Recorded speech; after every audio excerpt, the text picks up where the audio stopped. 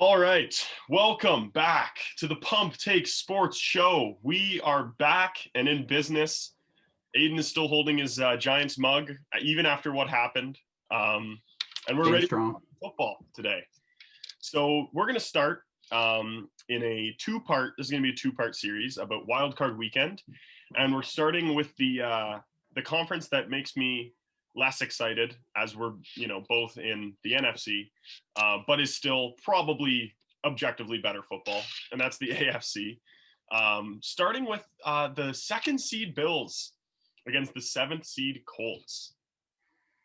Yeah. So it's the Colts, I believe, at the Bills. That would make sense. Second seed playing the seventh seed. The Bills are favored by 7 points. Yeah, and like you said, like just to kind of preface for all of these games, like the AFC games this year are all way better than the NFC games, in my opinion, in terms of the quality of football I think we're going to be getting.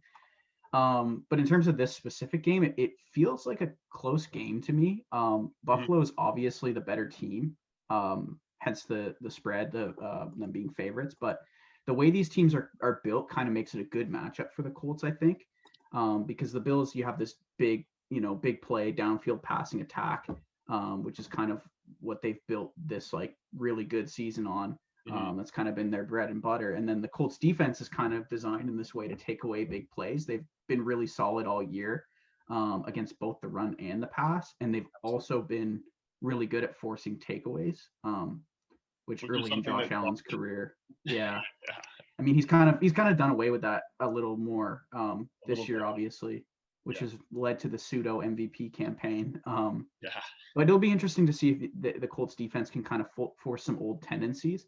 But then on the opposite side of things, like the Colts have a matchup advantage on offense, I think, too, with like they just want to run the ball down their opponent's throats with Jonathan Taylor, who's been balling. They have this big nice O-line. to see in the regular season, Right, yeah, for fantasy maybe. For fantasy.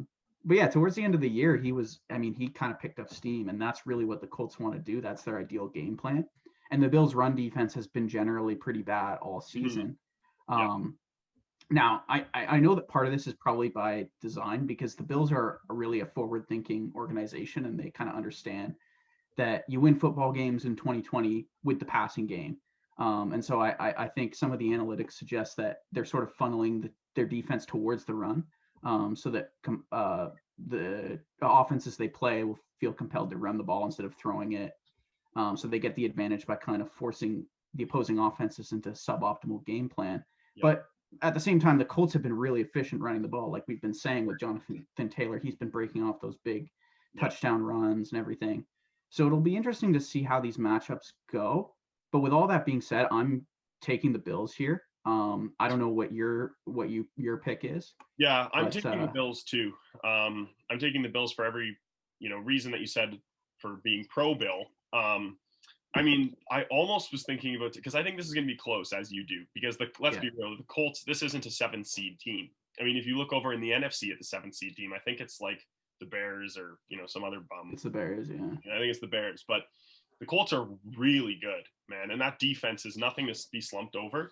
Of course, every single week it somehow seems like there's 3 Buffalo receivers open at the same time for Josh Allen to move the chains, but that won't be the case with the Colts. So it'll be probably the biggest game of Josh's career, being the 2nd seed going against the 7th. So it'll be interesting to see how he plays.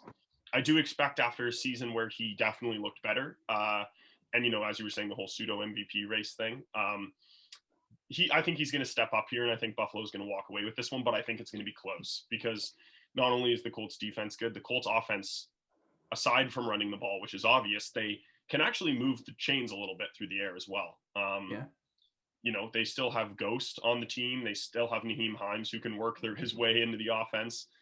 They've still got Pascal. Is his first name Eric? Eric? No, not Zach. Zach Pascal. I'm thinking. Yeah, you're thinking of the Warriors forward. Zach Pascal, and a few other guys like oh man, I'm what's Pittman, the rookie as well. Like their receiving core is pretty loaded too, and I mean, you got to love good old Phil going in there for another playoff game, and he just wants to upset the Bills as well. So it's a really fun game, and I think I'm with you on the Bills taking the win here, but it's going to be close. So did you know what the spread number is on this game? Yeah, it's so it's -7. The Bills are favored by 7 points. Okay. But and I think that's for good reason. It sounds like we really agree, and I think it all sort of just makes sense. Like the Colts are clearly not like they're a good team. They're way better than a 7 seed. Or I guess like because this is the first year we've had 7 seeds in the NFL, they're better than a last seed in the playoffs. Basically, what I'm trying to say. But even with that being said, the Bills are clearly the better team. And so despite like the matchups, the way that these teams match up kind of makes it feel like it's going to be a close game. But despite all, from looking at this game and QB at home, with how hot their team has been, is going to come away with the win. And that just is how this game feels like. But I think either way, it's going to be a really, really good game. But I think the Bills are going to advance. And I think Buffalo's offense as well lately has figured out how to be more efficient in moving the ball down the field. It just looks like it's cleaner offensive play calling than what it maybe was when they were figuring out, holy shit, like this Diggs Allen thing is actually kind of going to work. When they were figuring that out, they've obviously, as all teams do, just streamlined their offense even more. So it's getting better every week. I mean, look what they did against the Dolphins last week. That was a slaughter. It was a slaughter. So they hung a 50 burger on them. Yeah, which, you know what, when you do that and then you go right into a playoff game at home, you're feeling pretty hot too. So I'm with you on the Bills. If you have anything to add, I'm going to move on to the next game, which could probably be the most exciting game of the AFC Wildcard weekend, in my opinion. And that is the old rivalry. We've talked about it a lot on the show. It's the Tennessee Titans versus the Baltimore Ravens, the 4 versus the 5. Pretty exciting stuff here, man, I think. Oh, yeah. I think you said it. Like, to me, this is just the most exciting game just because of the history, like you said. Favored by 3.5 points, which is obviously this is the team, the Titans, that the Ravens super team in 2019 unexpectedly lost to in their first playoff game in 2019. But it's also a rematch of a regular season game from 2020 where the Titans won again in overtime after that fight started when the Titans players gathered on the Ravens logo at midfield. So it's kind of like this in-conference rivalry that's beginning here, even though the Titans have kind of dominated it for these last 2 years. Which seems weird, but, right? Considering all the Ravens like seemingly have done. The fact that there's this team, which, you know what, the Titans are a 4th seed this year. Last year, they were the giant killer. They were the guy who came from under and killed. The Titans are nothing to be scoffed at this year. And I've had them picked to be the division winner for a while. But for every reason you said, this rivalry is so fun. And how big of a game is this for Lamar Jackson? I mean, if he loses this game, you will hear the media coming down on him like, no. It's going to be big because he has not won a playoff game yet. And that's going to be, like you said, like if this is like the 3rd time he goes into a playoff game and he can't win, like I don't personally buy into that at all. I mean, he's only played 2 playoff games. Exactly. One of them was when he was kind of like thrown in mid-season. He clearly wasn't ready to play that first season. Yeah. And then the second one was just kind of they were a little bit high on their own supply, so to speak. They weren't. It's a Titans team that's kind of like a little bit tougher. They were underestimating their opponent a little bit. But now they've kind of like they've started to figure things out again. And I think the Ravens get the win, but I do want to just touch on something you said. That sort of just came to my mind when you said it. I didn't have it written down in my notes, but I do think we should kind of be giving the Titans some respect. I haven't really heard this talked about too much, but most people kind of looked at the Titans last year. They were kind of like this team that came out of nowhere, and everybody had them pegged for regression. Like they're going to go back to like this 7-9, 8-8 team. That type of thing. But nope, they're the 4 seed. They won the AFC South fair and square. Exactly. And they're a tough opponents. Someone the Ravens obviously know they can't underestimate. Yep. And but I just think. Sorry, go ahead. No, it's all good. Okay. Oh, I was just going to change it because I was going to say after losing twice in a row to this team, I think the Ravens they're hotter than ever, and I think they'll finally get their revenge here. Because watching the Titans this season, like even though I was giving them credit just now, it's kind of shown me that as good as their offense can be when everyone's clicking, their defense is not good enough to hold up for the 4 consecutive games that they need to win a Super Bowl. And I just think they've been torched by good teams and bad teams Mm-hmm. at times this season. And when they're going up against a hungry Ravens offense, who, like I've been saying, they're finally getting hot. They're finally clicking again. It's kind of a recipe for disaster here. Yeah, and you know what? It's funny you say that, because I think this is when the Baltimore train stops once again, and I think Tennessee Titans are walking out of this one with a win. For all the reasons you were just saying when you were kind of gassing the Titans up a little bit, this team plays so hard, and they are going to – there's a difference between Week 13 football and Wildcard Weekend football. Being Tennessee, having all the expectations of last year, people doubting you, and coming in and having Tannehill play the way he has recently, Derrick Henry looking like maybe the best running back I've ever laid my eyes on in like this era of football, and then AJ Brown as well. That offense can move the chains. And the fun thing about this game is that it's two of the like gritty kind of like tough teams butting heads against each other, and you wonder if the pressure kind of gets to Lamar a little bit. Maybe I could be proved wrong. I don't think Lamar will be the reason why they lose this game. I think it's going to be more of the Titans being good than the Ravens being bad. But for me, this is a Tennessee win. I think they just proved it this year that they are one of the best. They're in my opinion, like they're not obviously they're a top 10 team, but they might be pushing into that top 6, top 7 conversation. The Titans? Yeah. Wow. Okay, so I'm really in, man. Like, and we'll talk about it when we do the next show after the wild card weekend. If the Titans win, honestly, like I could see them going. I don't want to say all the way, but other than Kansas City, they're my favorite team in the AFC playoffs. See, I don't think we will be talking about them because I think they're going to take the L here. I think the 2,000-yard rushing Derrick Henry, as impressive as that is, like this offense, when it's clicking, it's obviously like it distracts you a little bit, I feel like, because they are not as consistent. Like hell, you saw with the Green Bay game, man, like is very solid, but it's not some elite defense. And they basically just, with a solid game plan and, an elite corner, which not every team has, but the Ravens do. Yep. They were able to basically neutralize the offense. And it's not like Green Bay has a good rushing defense either. The Ravens do. Like their defense has the horses to slow down this Titans passing game and rushing game, their whole offense. But then you look at the Ravens offense, it's like I was saying about their defense. Like I don't think this defense is good enough to stop a hot Ravens offense. Like because here's the thing, I kind of agree with what you're saying. Hot though? Yes, I do. But here's the thing, because like the Ravens offense is like, I don't want to say anything bad about Lamar. Like I don't buy into any of like the Lamar is not an elite, not like a top QB or anything, like not as good as advertised. I think Lamar is going to be a good QB in this league, but like the way their offense, when they want to just run the ball, like they did last week, it's a perfect example. That's what they want to do against the Bengals when they rushed for over 400 yards as a team. Yeah. That's what they want to do. And if you can stop the Ravens from doing that, you can beat the Ravens. But the Titans can't do that. That's my take on this game. I don't think they can stop the Ravens from doing what they want to do.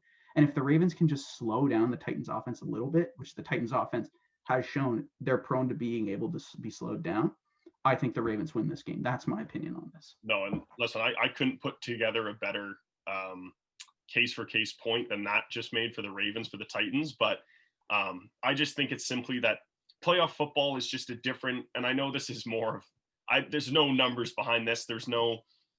I think the defense plays hard, really hard, and I don't think Baltimore is very hot in this game. I think if Tennessee comes out in the first quarter, there's a few scenarios I think that could happen, but if Tennessee shuts Baltimore down for the first quarter, it's done, in my opinion. I don't think Baltimore has the firepower to win this game. I don't think they have the gusto in their guts. Yeah. No, you have a point there. It's like if there's not even an outside chance, but there's a chance that this Titans team just has the Ravens number on offense. Like they just know what it takes to stop it. Maybe it's scheme wise, maybe it's something to do with their specific personnel.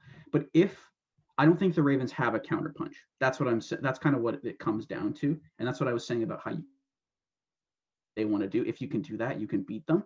And I think that's the case. If the Titans can do that, they can beat them, because the Ravens don't really haven't shown, at least, that they have a counterpunch when you stop them from what they want to do. So I agree with you. If they can do that, the Titans can win this game. But I think that's a big if with the Titans defense. Mm-hmm. And I have a little bit more belief in the Titans defense, I guess, from a personnel perspective than you do. But either way, it's fun that we're picking different teams here. We both have a mutual friend that's a big Ravens fan, so we know that he'll be watching. Yeah, he'll like my take. And he'll like your take better than mine. But once again, I just think history has shown that they might just have this team's number, and there's few of a case that I can put behind that other than just what it has been. Next, we have the second and third AFC North team in the AFC playoffs. So we have the Steelers and the Browns, the third seed and the sixth seed. One weird thing that I was thinking before we started talking about this game, like I get not playing Big Ben, but why not take the second seed and like it seemed like they had the second seed there, and Buffalo kind of just took it because the Steelers didn't play Ben. I think it was just like a thing where they just valued getting Big Ben like rested up more than they valued the second seed, which honestly, when you look at how the Steelers have been playing lately, I think that was the right move. Big Ben was clearly like after his, I think it was Tommy John surgery he had or something last season. He was clearly deteriorating. Obviously, he's an older player. Let me just counterpoint that like also Big Ben, with how much the Steelers have been losing recently, you almost want to just get a win. Like that's true too. But they did almost win. They did almost win, but like you do almost want to just go into the playoffs with a little bit of momentum, like kind of how Buffalo did, rather than how the Steelers did with how many games have they lost? Is it 3 games in a row leading up to this week? I want to say I can't remember their schedule exactly, but I know they lost to the Bills and Washington and Bengals too. They did lose to the Bengals. That's right. Holy and then shit. You come in and then you lose again. It's like, I don't know. There's a chemistry thing that comes with that. And we're not talking about the playoff game here, but it's just kind of, I just thought. No, it's relevant to the playoff game though, because you have a point. I mean, the Steelers, I guess, like in my opinion, they're confident. It comes down to my take on the Steelers as a team. And I'll mention a little bit about this later, but I am not high on the Steelers at all. So in my opinion, I'm looking at it in a risk reward situation. Like I think if you don't have Big Ben fully healthy, you have no chance in the playoffs, 0. So if you, to me, I think I value just getting your quarterback, like at least taking a shot at getting your quarterback healthy over any kind of momentum or anything like that. So in that sense, I agree with what the Steelers did. But I think if you think momentum is more important and you think and another thing is like getting the defense healthy is also a big factor in this. Like I didn't watch that game very closely because I was watching the Giants game. But I don't think they rested their defensive players, but they have been pretty banged up. So I think, we'll get into the game in a little bit and the implications of all that and what I think how it's gonna play into this game. But I just think like taking the shot at getting your team back to full strength, back to early season form is just, to me, the end goal is the Super Bowl.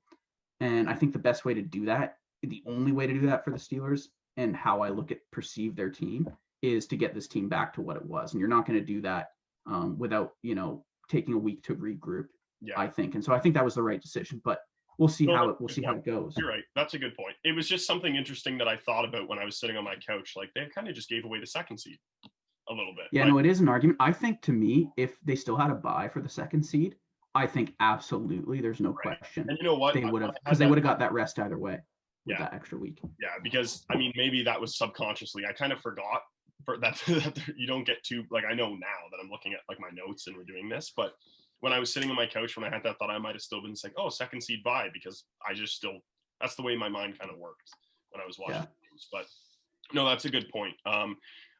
We might feel the same way here. I'm curious to see how you feel, but I have the Browns winning this game, actually. That's very interesting. I picked the Steelers. Obviously, this is another rematch game, but I just don't really have a strong take about this anymore. It's because, and I'll say this, I wanted to pick the Browns. I really did. And that's why it's like, it pains me to say the Steelers, because I wanted to, tail you on that and pick the Browns. Because as you know, unlike many other Giants fans, I'm a huge fan of Baker Mayfield. And I'm also a huge fan of Nick Chubb, who's, one of my favorite players in the league. But more than that, I just really like Cleveland as a team. Yeah. And the fact that they finally found a head coach and just put it all together, and they found their identity as a team and as an organization, I just really like that. But the reason why I'm not going to pick them for this game is because they've basically gotten COVID fucked at the worst possible time. Just this morning, they placed 17 players on the COVID reserve list. And that's not including people like their head coach, Kevin Stefanski, who contracted COVID. And obviously it includes key players like Joel Bitonio, who's been kind of, leading that offensive line. I had seen the Stefanski news. I did not know, admittedly, to those watching. At the time of recording, I did not know there was 17 players on COVID when I picked the Browns. I think it just happened like an hour or two ago. Yeah. To be fair. So I can completely see the Steelers winning this game as well. When I made my notes for this game, that didn't exist.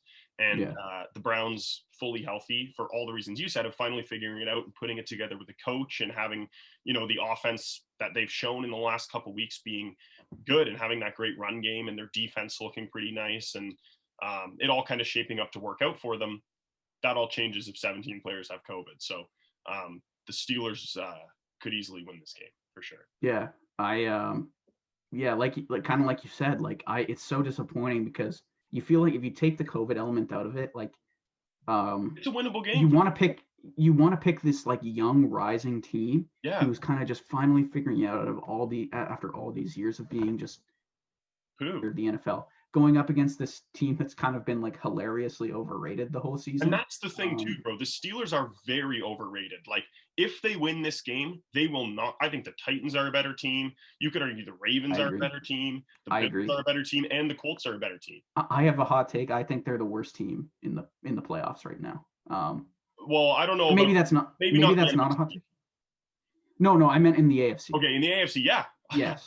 I just said I agree. We agree with you because the only team that you could maybe say is worse is maybe the Ravens, but that's just because the Steelers have won and they're in the division and have won a lot more games. But I definitely wouldn't say the Ravens right now, but I see your point. There's arguable, you really have to make an argument for it. But that's the thing. The Colts are definitely better than the Steelers. So are the Bills. So are the Titans. And once again, the Browns, when healthy, are, in my opinion, better than the Steelers. The Steelers had a cakewalk of a schedule this year. They had nothing go wrong for them. They didn't have any sort of crazy COVID outbreak or anything like that destroyed them, like what happened to the Ravens, for example.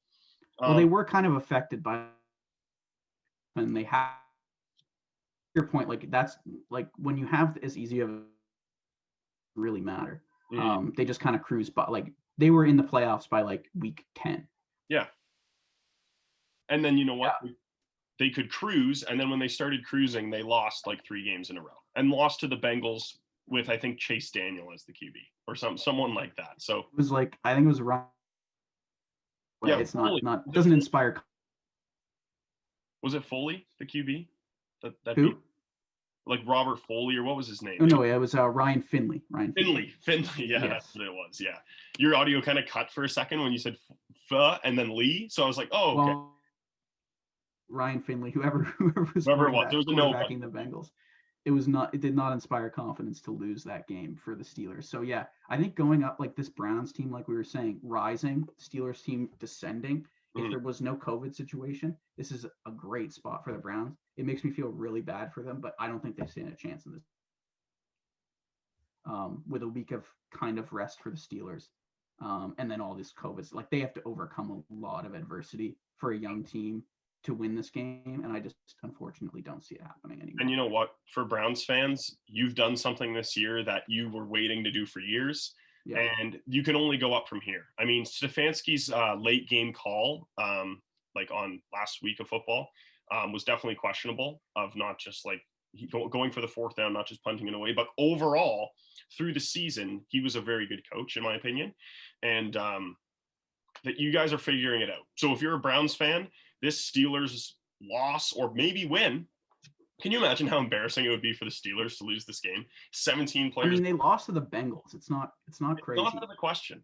And you kind of think that there's a little bit of shakiness in the boots in Pittsburgh, a little bit of whoa, we've lost a few games here. And now they're starting to feel like they're not this dominant 12-0 team that they used to be.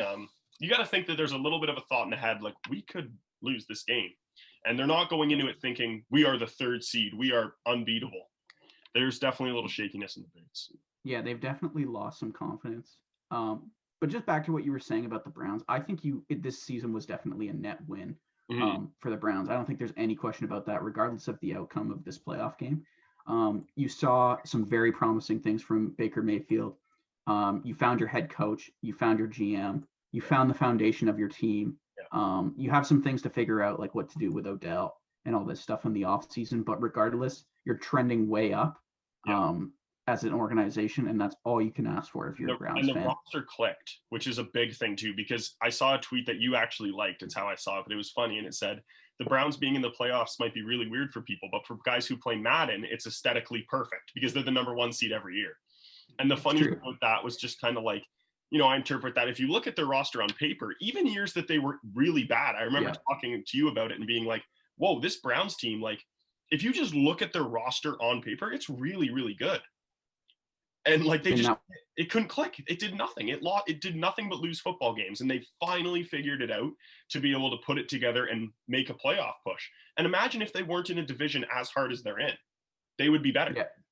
So yeah, it's true. And I think the division's going to be like, I think you're going to lose some luster with next year. Like they have a few key free agents, and obviously Big Ben, he's not going to be around for much longer. So ascending team in the Browns, they have a lot to like about what they saw this season, I think. So it's kind of nice, but at the same time, it feels bad that they've really just lost a lot of their chance in this game because of things outside of their control. Yeah, and you know what? That's the challenge of that every team unfortunately rolls the dice with every week, is just you don't know this year if your whole team's going to get COVID. And it was funny, actually. I don't want to talk about the Packers until maybe next episode, but Aaron's one message to the team after getting the number 1 seed was don't get COVID. So it just goes to show, like, there is a league-wide notice that this is the time now where you do not leave your house. You do not go to the barbershop like James Harden. You go right to your house after the game and you wear a mask in bed, and you better be staying very safe because this is the time to win some football games. Yeah. You know what I was just thinking? What if Marquez Valdez-Scantling got COVID? Like, do you think that'd be just the last straw for him? Like, you think Aaron Rodgers funny is if would legitimately kill him? Brings COVID into the wide receiver room and all of them get COVID, and if they contract trace it back to MVS, Aaron would yeah, he'd be the MVS would, to say the least, be cut at that point. That'd be the final straw. It was really funny last week. Devontae Adams and Aaron had this really nice touchdown. It was the slant route at the front of the end zone there. And as Aaron and Devontae were running back beside each other, MVS comes up in the middle and he puts his arms around both of them. And you already know both of, Aaron especially was thinking, this fucking guy, he's right in the middle of us. We're trying to celebrate a nice, this, because now there's some real, Packers records being broken between these two guys. And there will always be that photo of MVS in between the two players. So I like to think that's kind of funny, but. Yeah, that is hilarious.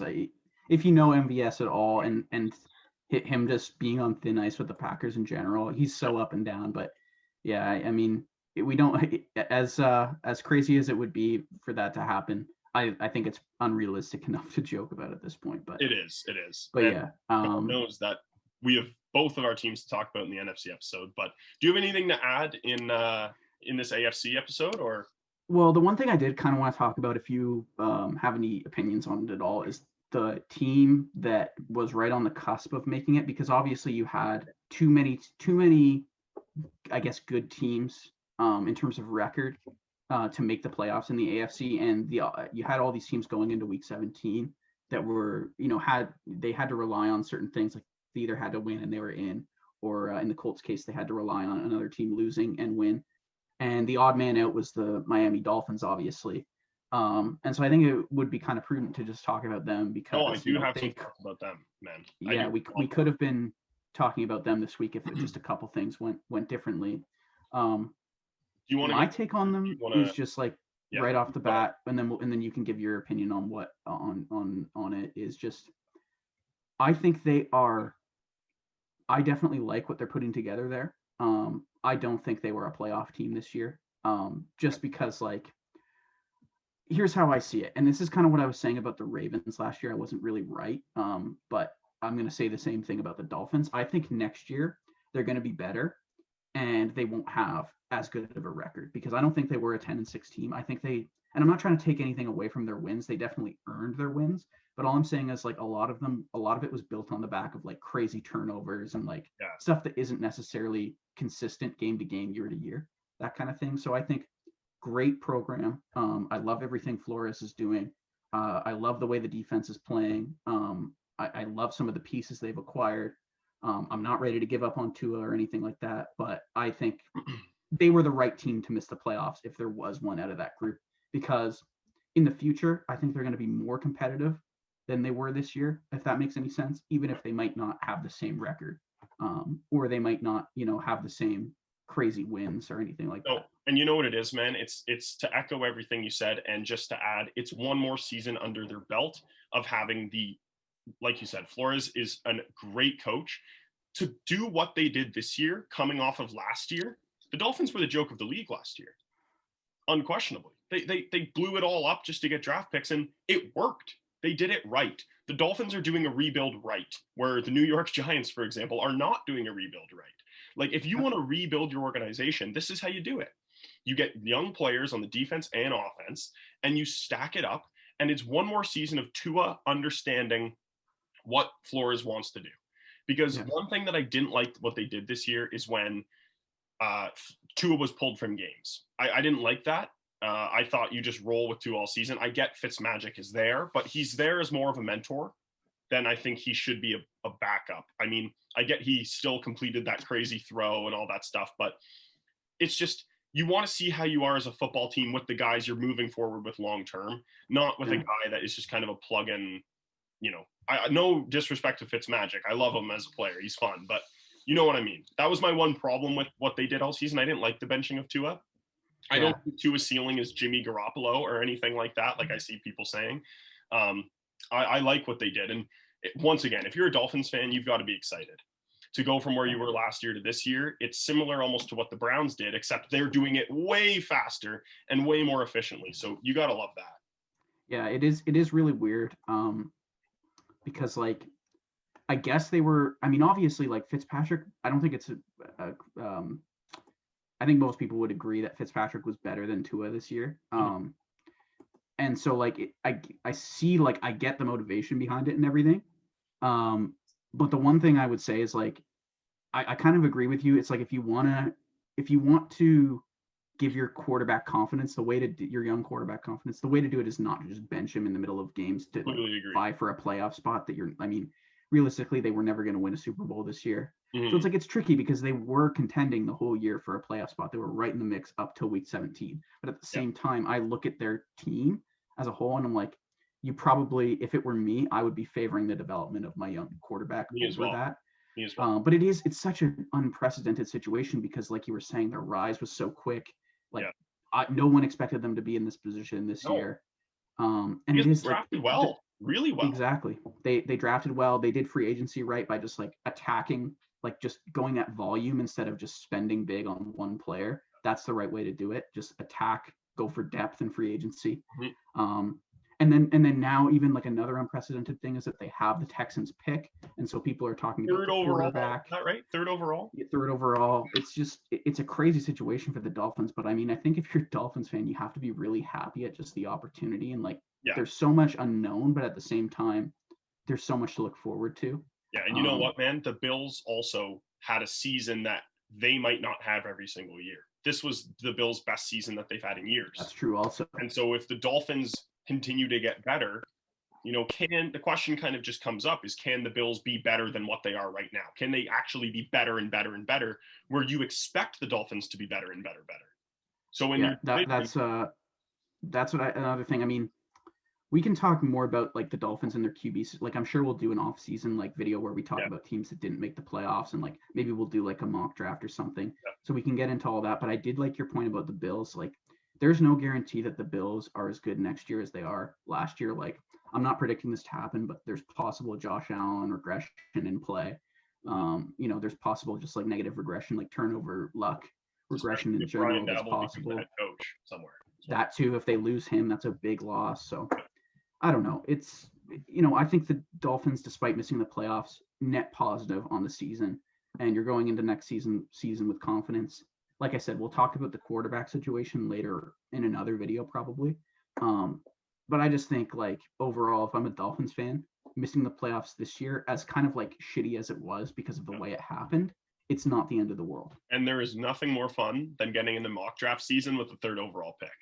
They could get I can tell you that firsthand. Well, I'm going to pronounce his name horribly wrong. You know it better than me. Penny Sewell, that guy? Penny Sewell, yeah. Penny Sewell. I think if they don't trade down, that's the pick. 3rd overall. Like, you could get the best offensive lineman prospect that we've seen in years, is what I'm seeing reports say.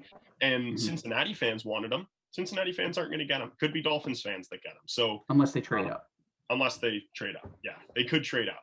I mean, what else? They don't need a receiver. I'm seeing mock drafts. I mean, this is aside a little bit, but I'm seeing mock drafts that have the Bengals taking Jamar Chase. And I don't think that would be smart at all. Yeah, I mean, like we've been saying this whole time, like we will have this conversation. Let's not get too ahead of ourselves here. Our own, but I kind of agree. They will need a receiver because AJ Green isn't going to be on the team next year, and you always want to be adding talent at receiver. But at the same time, they have other needs. Like, if you look at their free agents, they're losing their top corner most likely. Like, that corner is probably where they're going to have to go if Sewell isn't there. And you can just, like, they need to protect Joe Burrow, obviously. And that's the biggest thing. They need to protect Joe Burrow more than anything. I mean, look what they did in recent years with, like, they drafted T. Higgins. Let's not forget the 10th overall John Ross selection. Horrible. You've invested a lot into your receiving core. You need to kind of ease it down a little bit here and draft an offensive lineman or a corner at a position of need. You can't be drafting a receiver, in my personal opinion. I know Justin Jefferson makes receiver picks look really good, but, I don't think that's the move for the Bengals. But anyway, let's wrap this up. We've been rambling about the AFC for too long. We're also doing an NFC show right after this, so please also watch that. Probably be more exciting as we're both NFC football guys. And thanks for watching, and we will see you soon.